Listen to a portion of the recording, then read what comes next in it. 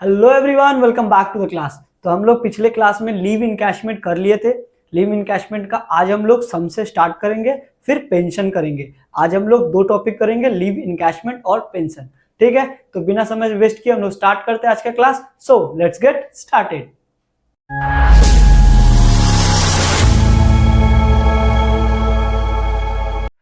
Sums screen पे है। Sums कुछ इस प्रकार है। Mister Bhanu is working in zebra limited since last 25 year 9 months. Company allowed 2 months leave for every completed year for service to its employee. During the job he availed 20-month leave. क्या बोल रहा है? Mister Bhanu जो है वो एक zebra limited company में काम करता है और वो 25 साल 9 महीने से काम कर रहा है। 25 साल 9 महीने से काम कर रहा है। हम लोग पिछले दिन जब लीव इनकैशमेंट कर रहे थे तब उसमें देखे थे हम लोगों का जो फ्रैक्शन है, ईयर में जो फ्रैक्शन होता है इसको हम लोगों को इग्नोर मार के चलना है। ठीक है, आगे कंपनी जो है 2 months लीव प्रोवाइड करता है एवरी कंप्लीटेड ईयर। हर कंप्लीटेड ईयर में 2 महीने का छुट्टी कंपनी अलाउ करता है। ठीक है, आगे बोल रहा है during the job he avail 20 month leave, मतलब पूरे वो लाइफ टाइम जितना 20 साल 25 साल काम किया है उसमें वो टोटल 20 months का लीव लिया है। ठीक है, आगे at the time of retirement on 10/8/2023, मतलब वो रिटायर कब कर रहा है? 10/8/2023 को। ठीक है, he got 1,50,000 and as leave encashment. उसको कितना मिला? 1,50,000 मिला है एज अ लीव इनकैशमेंट। ठीक है, as on that date his basic salary, उस दिन को जिस दिन वो रिटायर कर रहा था उस टाइम पे उसका बेसिक सैलरी 5,000 पर मंथ था। डियरनेस अलाउंस 2,000 पर मंथ था। कमीशन 5% ऑन टर्नओवर था और 2,000 पर मंथ फिक्स्ड था। ठीक है, turnover affected by assessee during last 12 month.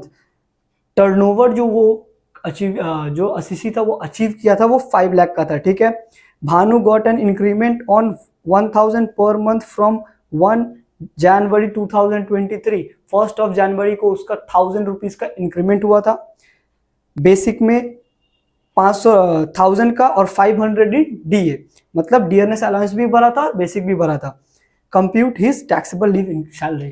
ठीक है, हम लोगों को लीव सैलरी निकालना है। ठीक है, तो सबसे पहले हम लोग देखते हैं लीव सैलरी इनकैशमेंट में हम लोग को सबसे पहले क्या देखना है? सबसे पहले देखना है वो किस तरह का एम्प्लॉय है। पहले तो सबसे पहले देखना है वो कब वो जो लीव इनकैशमेंट है कब लिया है। तो सबसे पहले हम लोग देखेंगे क्या वो कंटिन्यूएशन में लिया है? नहीं, वो कंटिन्यूएशन में नहीं लिया। अगर कंटिन्यूएशन ऑफ सर्विस में अगर लीव इनकैशमेंट लीव को इनकैश करवा देता तब क्या होगा? Fully taxable. जो भी पैसा आएगा वो फुल्ली टैक्सेबल हो जाएगा। ठीक है, फिर देखना है क्या वो डेथ पे लिया है? नहीं, डेथ भी नहीं हुआ, तो डेथ नहीं हुआ तो भी अगर डेथ होता तो क्या होता है? फुल्ली नॉट टैक्सेबल, मतलब फुल्ली एग्जेम्प्टेड। ठीक है, अब आता है टर्मिनेशन पे। जब वो टर्मिनेशन अगर वो रिटायरमेंट के वक्त लिया है तो ये रिटायरमेंट के वक्त है। रिटायरमेंट के वक्त में हम लोग को देखना है कि क्या वो गवर्नमेंट एम्प्लॉई है ना नॉन गवर्नमेंट एम्प्लॉई है। सबसे पहले देखेंगे वो गवर्नमेंट एम्प्लॉई है या नॉन गवर्नमेंट एम्प्लॉई है। तो यहाँ पे जो हम लोग का मिस्टर भानु है वो नॉन गवर्नमेंट एम्प्लॉई है, वो एक प्राइवेट लिमिटेड कंपनी में काम करता है। ठीक है, तो अगर वो नॉन गवर्नमेंट एम्प्लॉई है तो हम लोग क्या करते हैं, हम लोगों का वो टैक्सेबल होता है विथ सम एग्जम्पशन। तो हम लोग सबसे पहले क्या लिखेंगे? पहले तो फॉर्मेट बना लेना, एक पर्टिकुलर्स अमाउंट और अमाउंट का। ठीक है, फिर हम लोग लिखेंगे actual leave salary received, leave salary encashment received. वो कितना एक्चुअल रिसीव्ड किया है? वो एक्चुअल में 1,50,000 रिसीव किया। तो हम लोग लिखेंगे, अंदर लिख लो 1 नहीं, इसको बाहर ही लिखो, 1,50,000 वो as a leave salary encashment वो रिसीव कर रहा है। ठीक है, फिर हम लोग लिखेंगे लेस क्या होगा? एग्जम्पशन। लेस क्या होगा? एग्जम्पशंस लेस होगा। क्या होता है एग्जम्पशंस? अंडर सेक्शन 10A 2 इसके अंदर क्या है? लीव सैलरी इनकैशमेंट का डिडक्शन है या फिर बोल सकते हैं एग्जम्पशन है। ठीक है, चलो क्या होगा? Minimum of the following, minimum of the following क्या होता है, लीव सैलरी इनकैशमेंट में हम लोगों का under section 10 subsection 10 double A clause 2 के अंदर हम लोगों का मिनिमम द फॉलोइंग का क्या है, एग्जम्पशंस है, ठीक है। सबसे पहला क्या होता है, एक्चुअल अमाउंट रिसीव्ड। कितना है एक्चुअल अमाउंट रिसीव्ड, 1,50,000, ठीक है। दूसरा स्टैट्यूटरी लिमिट, 25 लाख का स्टैट्यूटरी लिमिट दिया गया है, ठीक है। लीव इनकैशमेंट में 25 लाख तक का क्या दिया गया है, हम लोगों को स्टैट्यूटरी लिमिट दिया गया है। तीसरा 10 into average salary per month, इसको होल्ड ऑन करते हैं, हम लोगों को एवरेज सैलरी पर मंथ निकालना है, ठीक है। अच्छा चलो हम लोग निकाल लेते हैं सबसे पहले average salary per month. Average salary per month में हम लोगों को जो देखना है, सबसे पहले देखना है एवरेज सैलरी कितने दिन का निकालना है। पिछले क्लास में हम लोग देखे थे 10 मंथ्स का एवरेज सैलरी निकालना है, ठीक है। 10 मंथ्स का एवरेज सैलरी निकाल रहा है, जिसमें सैलरी क्या क्या होगा, basic plus DA plus commission, वो भी फिक्स्ड परसेंटेज, क्या होगा, फिक्स्ड परसेंटेज में जो होगा वही हम लोगों का टैक्सेबल होगा, ठीक है। चलो हम लोग अब देखते हैं। अच्छा 10 मंथ्स हम कल पिछले वीडियो में हम लोग समझाए थे कि 10 मंथ्स जो होगा वो खत्म होगा on the date of retirement, जिस दिन रिटायरमेंट हो रहा है उस दिन तक को हम लोग 10 महीना कंसिडर करेंगे। तो कैसे होगा, उस रिटायर कब कर रहा है, 10th ऑफ अगस्त 2023 को रिटायर कर रहा है, ठीक है। अगर वो 10th ऑफ अगस्त को रिटायर कर रहा है तो पिछला 10 महीना हम लोग चलते हैं। अगस्त अगर हम लोग जाएंगे तो अगस्त 1, जुलाई, जून, मई, अप्रैल, मार्च, फेब, जैन, 3, 6, 7, जन, दिसंबर, नवंबर, अक्टूबर, 1, 2, 3, 4, 5, 6, 7, 8, 9, 10, ठीक है। अब देखो जुलाई में पूरा का पूरा मंथ का काम किया, जून में भी पूरा, मई पूरा, यहाँ नवंबर तक ना फुल मंथ का लेंगे, यहाँ तक तो कोई भी प्रॉब्लम नहीं है। प्रॉब्लम कहाँ है, प्रॉब्लम यहाँ है, ये अगस्त में वो 10 दिन काम किया है, तो रिमेनिंग मंथ का जो 21 डेज है वो अक्टूबर में ओनली 21 डेज का हम लोग सैलरी निकालेंगे, ठीक है। तो क्या हुआ, 1, 2, 3, 4, 5, 6, 7, 8, 9, मतलब ये जो 9 महीना है, 9 मंथ है, उसका फुल सैलरी लेंगे और अगस्त का सिर्फ 10 दिन का सैलरी लेंगे, और जो लास्ट अक्टूबर है, अक्टूबर का सिर्फ 21 डेज का सैलरी लेंगे, ठीक है। देखते हैं तो जुलाई में, अच्छा बीच में कोई इंक्रीमेंट है क्या, ये भी देख लेंगे। इंक्रीमेंट हम लोग जब क्वेश्चन पढ़ रहे थे देखे थे, इंक्रीमेंट है, कब इंक्रीमेंट हुआ है, इंक्रीमेंट यहाँ हम लोग लिखेंगे, इंक्रीमेंट हुआ है 1 जनवरी 2023 को, मतलब ये पूरा महीना जनवरी से लेके जुलाई तक फुल मंथ एक ही सैलरी था। पिछले ये जो नवंबर, दिसंबर और अक्टूबर है, इसका सैलरी अलग था। कितना अलग था, तो सबसे पहले हम लोग देखते हैं यहाँ पे दिस ईयर 2023 और 2022 इसका सैलरी हम लोग देख लेते हैं, ठीक है। तो 23 का जो सैलरी था उसका कितना था, बोल रहा है बेसिक जो था 5000 था, बेसिक जो है वो 5000 है, और डीए जो है वो 2000 है। डीए कितना है, 2000, बेसिक का कितना है 5000 और डीए कितना है 2000, ठीक है। तो 2020 नहीं, यहाँ डीए लिख दो 2000, ये 2023 का। तो 22 में कितना था, ये बेसिक में 1000 का इंक्रीमेंट आया है, मतलब ये 4000 था, तब ये 5000 हो गया, और इसमें 500 का मतलब 1500 था, तब ये 2000 हो गया, है ना। तो अब हम लोग कैलकुलेट करते हैं, यहाँ 1, 2, 3, 4, 5, 6, 7, तो 7 मंथ के लिए बेसिक जो हो जाएगा वो 35,000 हो जाएगा। अच्छा अगर इसमें थोड़ा भी प्रॉब्लम है तो हम लोग मंथ करके करते हैं, मंथ में ईजी हो जाएगा, है ना। हम लोग पूरा मंथ में निकालते हैं, सबसे अच्छा होगा। यहाँ हम लोग लिखते हैं जुलाई, जून, मई, अप्रैल, मार्च, फेब, जैन, दिसंबर, नवंबर, अक्टूबर। ठीक है। अच्छा, जुलाई में वो कितने दिन काम किया? अच्छा, यहाँ अगस्त भी लिख देते हैं। अगस्त में वो 10 दिन काम किया। जुलाई में वो कितने दिन काम किया? फुल मंथ कितना करके? 5000 basic, 2000 DA and fix percentage, वो पूरे 10 महीने का है, तो हम लोग उस पर छेड़छाड़ नहीं करेंगे। ठीक है। जून में भी सेम 5000, 2000, 5000, 2000, 5000, 2000, 5000, 2000, 5000, 2000, 5000, 2000। अच्छा, दिसंबर में कितना था? अभी हम लोग देखे थे 4000 एंड 1500, 4000 एंड 1500। अब यहाँ पे देखो अक्टूबर और अगस्त का निकालते हैं। अब देखो ध्यान से, अगर यहाँ 7000 फॉर 31 डेज है तो 10 डेज का कितना हो जाएगा? 2258। कितना हो जाएगा? 2258।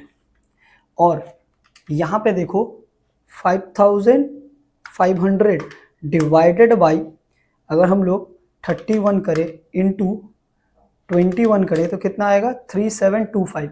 कितना आएगा अक्टूबर में? 3725। इसका कितना आ जाएगा अगस्त में? 7000 डिवाइडेड बाई 31 इंटू 10, इसका आ जाएगा 2258। मतलब इसका बेसिक और डीए मिला के 2258, इसका कितना आया? 3725। ठीक है। अब हम लोग सबको जोड़ लेते हैं। इसका आया 7000, 7000, 7000, 7000, 7000, 7000, 7000, 5500, 5500 एंड 3725, 2258। जोड़ते हैं, कितना आता है? 7000, 1 2 3 6 7 इंटू 7, 49000। यहाँ से यहाँ तक कितना आया? 49000, है ना। इसका कितना है? 2258। इसका कितना है? 375। इसका कितना है? 11000। तो कितना हो गया? 49000 प्लस 11000 कितना हो जाएगा? 60000। 60000 प्लस 11000 प्लस 2258 प्लस ये वाला ऐड करेंगे 3725, 65। इसका जो टोटल है, सम टोटल आया 65983। अच्छा, इसके साथ ऐड करना है हम लोगों को कमीशन का पैसा। हम लोगों को क्या करना है? कमीशन का पैसा। कमीशन कितना था? कमीशन हम लोगों का 5 लाख था। 5 लाख का कितना परसेंट था कमीशन? 5%, है ना। तो 65983 प्लस 5 लाख का 5%, 25,000 डिवाइडेड बाई 12 इंटू 10, 20833 प्लस 65983, 86816। ये हम लोगों का क्या आ गया? ये हम लोगों का आया 10 मंथ्स सैलरी। क्या आया? 10 मंथ्स सैलरी। ठीक है। ये हम लोगों का 10 मंथ सैलरी आया। समझ में आया कैसे आया? हम लोग क्या किए? फुल 9 मंथ का कोई भी लोचा नहीं है। 9 मंथ तो सिंपल था। बस याद रखना, हम लोगों का पहला जो, जहां हम लोग जिस दिन खत्म कर रहे हैं उतना दिन का निकालना है, और जो लास्ट मंथ जो जितना दिन बचा रहेगा उतना दिन का निकालना है। ठीक है। सम टोटल कर दिए, और इसमें कुछ क्यों नहीं किए? बिकॉज इसको हम लोग 10 महीने निकालना है, तो हम लोग इसका क्या किए? वो बोल रहे हैं कुछ भी चेंजेस नहीं आया, इसलिए 5 लाख का 5% 10 मंथ्स के लिए निकालिए, इतना आया, दोनों को जोड़ दिए। ये हमारा क्या आया? 10 मंथ सैलरी आया। क्या आया? 10 मंथ सैलरी। अब इसको अगर हम लोग एवरेज निकाले तो सीधा 10 मंथ से डिवाइड करेंगे तो 861.6 आ जाएगा। ठीक है। तो इसको पॉइंट में नहीं रख के इसको हम लोग आगे बढ़ा देंगे, 8682 कर देंगे। मतलब मेरा एवरेज सैलरी पर मंथ क्या आया? एवरेज सैलरी पर मंथ आया 8682। समझ में आ गया ये कैसे आया? अगर समझ में नहीं आया और एक बार वीडियो को देख लो, समझ में आ जाएगा। ठीक है, चलो अब इसको हम मिटा रहे हैं। हम लोगों का ये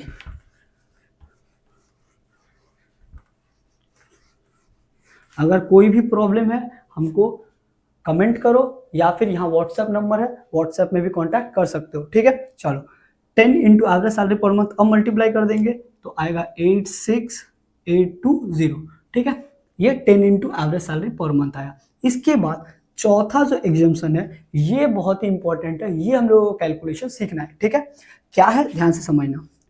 1 वो भी इन month into completed year of services, जितना महीना पूरा, जितना हम लोग पूरा साल काम किए हैं उसको 1 मंथ से मल्टीप्लाई करेंगे, फिर माइनस करेंगे लीव टेकन। क्या करेंगे? Leave taken. 1 into completed year of service minus leave taken, इसको इंटू करते हैं एवरेज सैलरी पर मंथ से। एवरेज सैलरी पर मंथ से हम लोग मल्टीप्लाई करेंगे। ठीक है, तो 1 into completed year of service कितना है? बोल रहा है 25 ईयर 9 मंथ्स का वो काम किया, 25 ईयर्स एंड 9 मंथ्स का वो काम किया। तो हम लोग पिछले वीडियो में देखे थे लीव इनकैशमेंट में 9 मंथ्स को हम लोग इग्नोर कर देंगे, जो भी फ्रैक्शन होगा वो इग्नोर कर देंगे, जो टोटल कंप्लीटेड ईयर होगा उसको लेंगे। 25 ईयर काम किया तो 25 ईयर से मल्टीप्लाई कर देंगे। ठीक है, अच्छा माइनस लीव टेकन, वो देखो मंथ में लीव कितना लिया है, बोल रहा है 20 मंथ्स का वो लीव लिया है। कितने मंथ्स का लीव लिया है? 20 मंथ्स का, तो 20 से माइनस कर देंगे इनटू जो एवरेज सैलरी है 8682 एवरेज सैलरी है उसको ले लेंगे। ठीक है, अब इसको करेंगे तो 25 माइनस 20 आएगा 5 आएगा, 5 इंटू जो मल्टीप्लाई करेंगे 8682 कितना आएगा? 43,410 ये आएगा। अब इस चारों में जो सबसे छोटा होगा मिनिमम ऑफ द फॉलोइंग, तो छोटा कौन सा? ये वाला, इसको इससे माइनस कर देंगे। अब ये माइनस करके जो आएगा 1,06,590, ये हम लोगों का हो जाएगा टैक्सेबल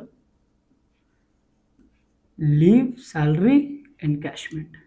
ठीक है, ये हम लोगों का टैक्सेबल लीव सैलरी इनकैशमेंट हो जाएगा। ठीक है, कोई भी प्रॉब्लम हो फील फ्री टू आस्क कभी भी। ठीक है, चलो समझ में आ गया। चलो इसी के साथ एक क्वेश्चन और है ऐड किया हुआ है, देखो स्क्रीन पे दिख रहा होगा। How shell your answer differ if the assessee had taken 2 months leave instead of 20।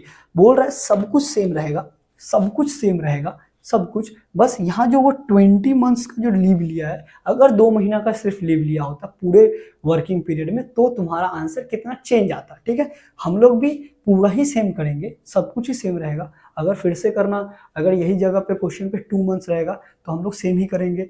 सबसे पहले लिखेंगे actual leave taken by, sorry actual leave salary encashment receive जितना रिसीव किया है उसमें से एग्जाम्पशंस लिखेंगे, एक्चुअल अमाउंट रिसीव लिखेंगे, स्टैट्यूटरी लिमिट लिखेंगे, सेम तरह से एवरेज सैलरी पर मंथ भी निकालेंगे, 10 से मल्टीप्लाई करेंगे। यहाँ पे सिर्फ चेंज होगा 1 इंटू 25 माइनस यहाँ 20 का जगह 2 हो जाएगा। कितना हो जाएगा? 2 हो जाएगा। तो अब 2 करके माइनस करेंगे तो कितना आएगा? 25 माइनस 2 इंटू 8682। अब इतना यहाँ 1,99,686 आ जाएगा, यहाँ आ जाएगा 1,99,686। ये इंस्टीट्यूट ऑफ, अगर ये कब होगा? जब हम बोल रहे हैं 20 मंथ का लीव के जगह अगर 2 मंथ्स का लीव लेते हैं तब ये आंसर आएगा। ठीक है, अब देखो अब इसमें सबसे छोटा कौन सा? 8680 हो जाएगा। अब इसको 1,50,000 से माइनस करेंगे, 1,50,000 माइनस 820 माइनस करके आएगा 63,180, 63,180 ये आ जाएगा टैक्सेबल एलएससी, अगर वो 20 मंथ के जगह 2 मंथ्स का लीव लेगा तो। ठीक है, कोई भी प्रॉब्लम होगा फील फ्री टू आस्क। ठीक है, चलो तो ये रहा हम लोगों का लीव सैलरी इनकैशमेंट। समझ में आया तो वीडियो को लाइक करो और आगे बढ़ते हैं। हम लोग आज के क्लास में जो नया टॉपिक होगा वो होगा पेंशन। ठीक है, वो क्या होगा? पेंशन। ठीक है, चलो तो अब हम लोग लीव सैलरी इनकैशमेंट को पीछे छोड़ते हैं, आगे बढ़ते हैं पेंशन। ठीक है, सो अगला हम लोगों का पेंशन। क्या है? पेंशन। पेंशन क्या होता है? पेंशन सबको पता है क्या होता है। बेसिकली पेंशन होता है हम लोग जब किसी के यहाँ पे काम करते हैं तो जब हम लोग का रिटायरमेंट होता है तो जो बचा हुआ लाइफ होता है उस लाइफ को जीने के लिए हर महीने हर कुछ ना कुछ इंटरवल पे हम लोगों को कुछ पैसा दिया जाता है, उसको हम लोग पेंशन बोलते हैं। ये तो सबको पता है, ठीक है। चलो, अगर पेंशन हम लोगों को मिलता है तो उसका टैक्स ट्रीटमेंट क्या होगा? तो सबसे पहले समझते हैं अनकम्यूटेड पेंशन और कम्यूटेड पेंशन क्या होता है। अनकम्यूटेड और कम्यूटेड। अनकम्यूटेड पेंशन का मतलब होता है जो इंटरवल, हर इंटरवल पे मिले, मतलब जो महीने के हिसाब से या फिर क्वार्टरली के हिसाब से जो मिलता है उसको हम लोग अनकम्यूटेड पेंशन बोलते हैं। जो अनकम्यूटेड पेंशन होता है that is always taxable, that is always taxable, always taxable सबके हाथ में, वेदर गवर्नमेंट और नॉन गवर्नमेंट एम्प्लॉय। मतलब आप गवर्नमेंट एम्प्लॉय हो या नॉन गवर्नमेंट एम्प्लॉय हो, कोई भी हो, आपके हाथ में uncommuted pension always taxable, always taxable. अब आते हैं कम्यूटेड पेंशन का। कम्यूटेड पेंशन होता क्या पहले वो समझते हैं। कम्यूटेड पेंशन बेसिकली जो हम लोगों का महीने के हिसाब से पेंशन होता है उसको हम लोग एक ही बार अक्यूमुलेट करके उठा लेते हैं। या तो हम लोग पूरा का पूरा पेंशन 100% उठा सकते हैं या उसका कुछ पार्ट 20%, 50%, 60% कम्यूट करवा लेते हैं, बाद बाकी जो होता है वो अनकम्यूटेड होता है। तो जो कम्यूटेड, जितना हिस्सा कम्यूटेड पेंशन का होगा, जितना हिस्सा कम्यूटेड पेंशन का होगा वो टैक्सेबल होता है, वो टैक्सेबल होता है, ठीक है। अब पहले देखते हैं वो मिल किसको रहा है। अगर वो गवर्नमेंट एम्प्लॉय को मिलता है, वो गवर्नमेंट एम्प्लॉय को मिलता है तो गवर्नमेंट एम्प्लॉय के हाथ में कम्यूटेड पेंशन एग्जेम्प्टेड होता है, नॉट टैक्सेबल। क्या बोले? गवर्नमेंट एम्प्लॉय के हाथ में अनकम्यूटेड पेंशन टैक्सेबल है, अनकम्यूटेड पेंशन टैक्सेबल है, but commuted pension not taxable. Government employee के हाथ में कम्यूटेड पेंशन टैक्सेबल नहीं होता है। अच्छा, अब आते तो नॉन गवर्नमेंट एम्प्लॉय के हाथ में। नॉन गवर्नमेंट एम्प्लॉय के हाथ में हम लोग जब हम लोग कैलकुलेशन करेंगे तो सबसे पहले हम लोग को देखना पड़ेगा उस एम्प्लॉय को ग्रेचुइटी मिल रहा है या नहीं मिल रहा है, ग्रेचुइटी मिल रहा है या नहीं मिल रहा है। अगर ग्रेचुइटी मिलता है, अगर उस एम्प्लॉय को ग्रेचुइटी मिलता है तो 1/3 ऑफ टोटल पेंशन एग्जेम्प्ट हो जाएगा।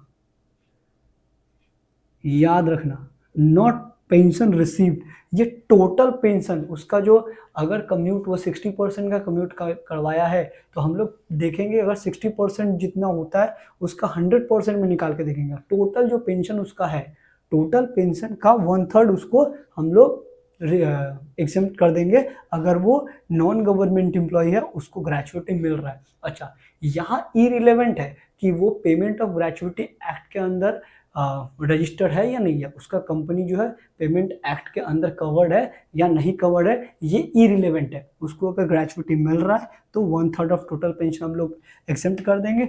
अगर ग्रेचुइटी नहीं मिल रहा है तो हाफ, 1/2 ऑफ टोटल पेंशन उसको हम लोग एग्जेम्प्ट कर देंगे। अगर ग्रेचुइटी रिसीव्ड करता है तो 1/3 छोड़ेंगे, अगर ग्रेचुइटी रिसीव नहीं करता है तो हाफ हम लोग उसको छोड़ देंगे। तो ये हम लोगों का है पेंशन, ठीक है। पेंशन में देखेंगे सबसे पहले अनकम्यूटेड है कि कम्यूटेड है। अगर अनकम्यूटेड है, कोई भी एम्प्लॉय हो, गवर्नमेंट एम्प्लॉय हो, नॉन गवर्नमेंट एम्प्लॉय हो, सबके हाथ में टैक्सेबल है। कम्यूटेड है तो सबसे पहले देखेंगे कौन सा एम्प्लॉय है, गवर्नमेंट है कि नॉन गवर्नमेंट है। अगर गवर्नमेंट है तो एग्जेम्प्टेड है, अगर नॉन गवर्नमेंट है तो नॉन गवर्नमेंट एम्प्लॉय के हाथ में देखेंगे वो उसको ग्रेचुइटी मिल रहा है या नहीं मिल रहा है। अगर मिल रहा है तो 1/3 ऑफ टोटल पेंशन, और अगर नहीं मिल रहा है तो 1/2 ऑफ टोटल पेंशन इसको एग्जेम्प्ट कर देंगे, ठीक है। ये रहा हम लोगों का पेंशन का सम्स हम लोग अगले वीडियो में करेंगे, ठीक है। तब तक के लिए बने रहना चैनल पे, हम लोग मिलते हैं अगले वीडियो में, तब तक के लिए बाय बाय।